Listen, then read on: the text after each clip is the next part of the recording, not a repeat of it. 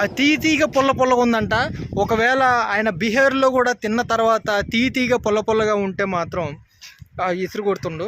దానికి బాధితులు ఎవరో కాదు. ఈ వీడియోతో నేను సాక్ష్యంతో సహా చెప్తున్నా.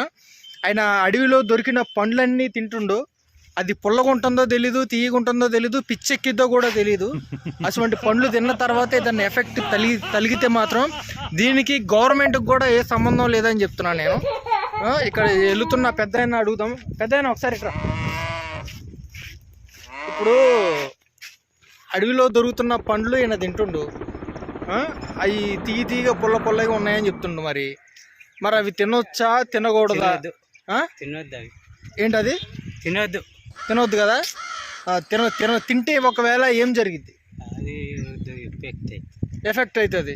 దేని ఏ కారణం వల్ల పిచ్చెక్కిద్దా, లేదంటే స్పృహ తప్పిద్దా?